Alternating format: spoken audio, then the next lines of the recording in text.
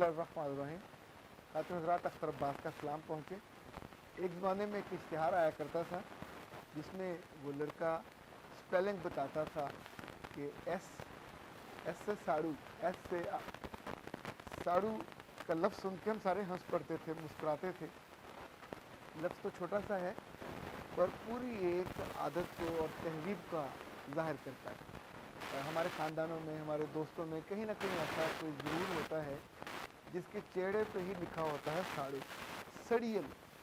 ان کے پاس کوئی اچھی بات کر لیں, انہوں نے اس پہ کوئی سڑی ہوئی بات کرنی ہوتی ہے.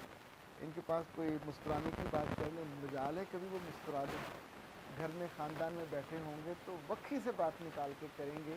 کہ جس میں آپ کو آگ لگ جائے. عام طور پہ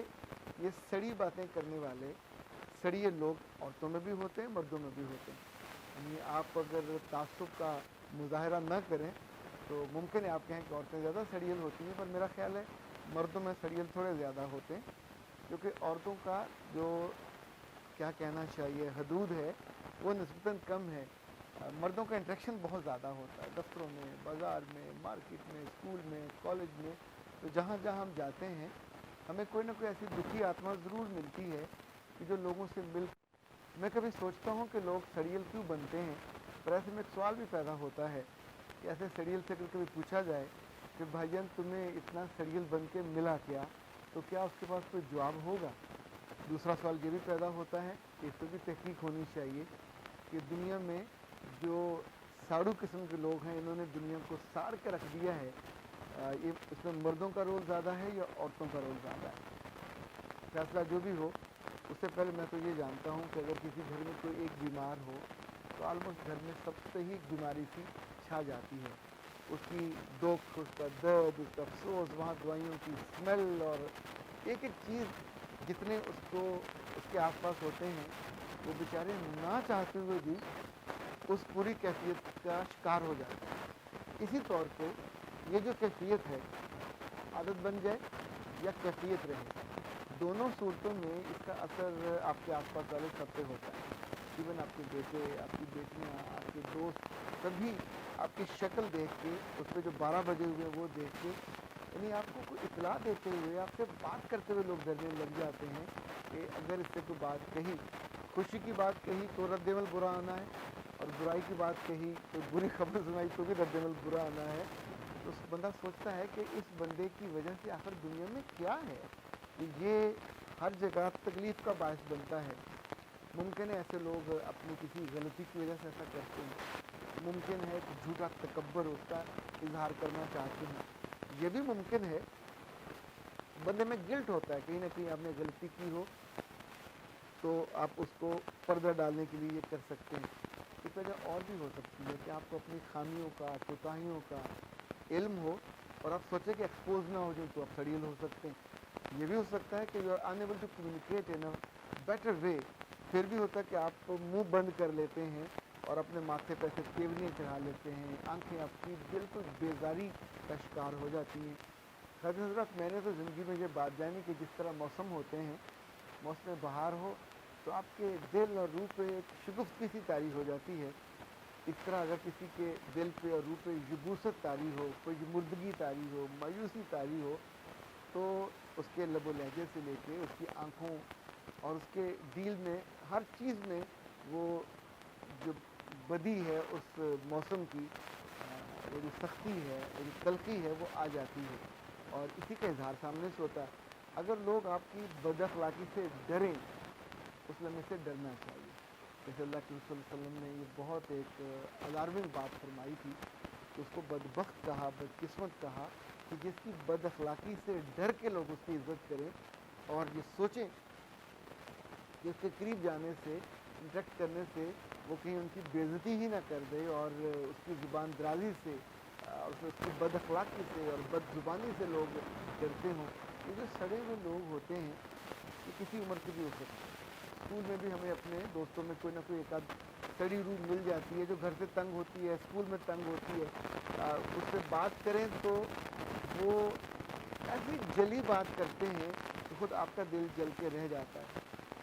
حضرت صاحب یہ جو مریض اخلاق ہوتا ہے, اس بری عادت, سڑی عادت کا مالک, اگر کوئی چاہے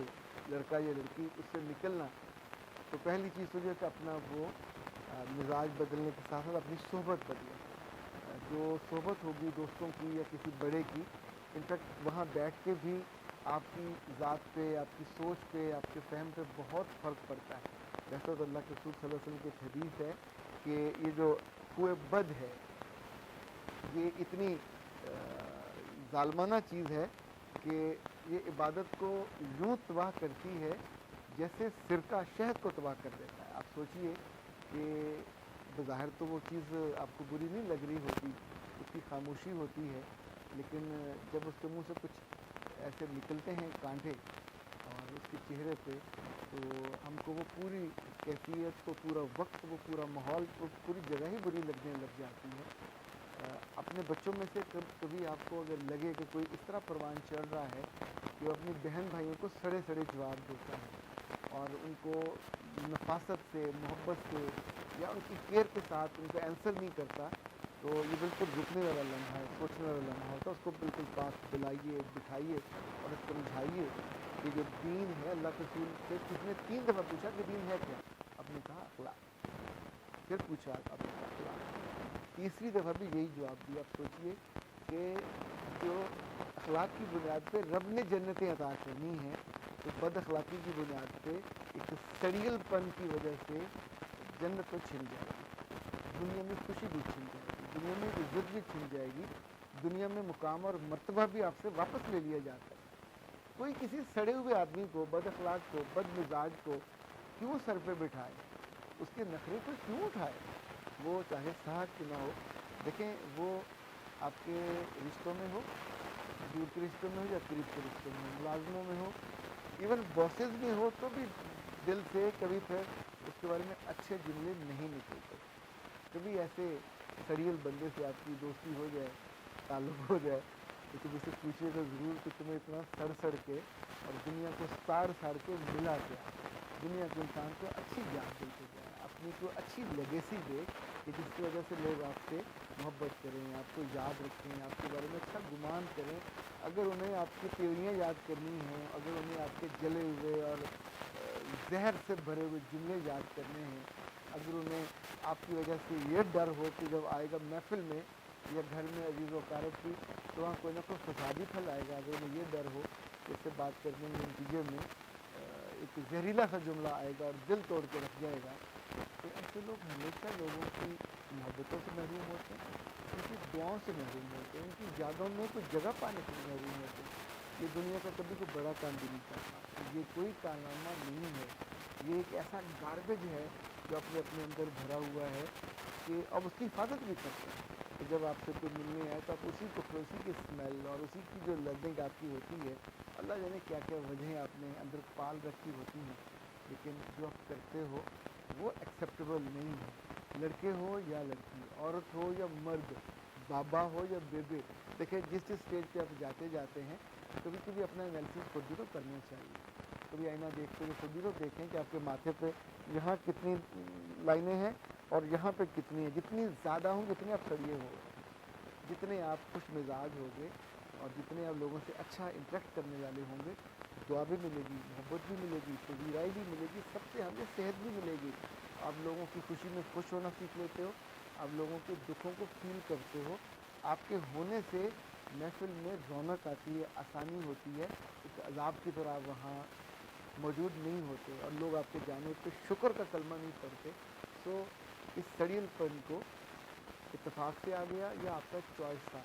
दोनों सूरतों में मुझे लगता है आपको उसकी गठरी सी बनानी चाहिए, किसी लिफाफे में डालनी चाहिए और किसी बड़े से कूड़ेदान में डाल देना चाहिए आज से। तो अच्छे दोस्त बनाइए, अच्छी किताबें पढ़िए,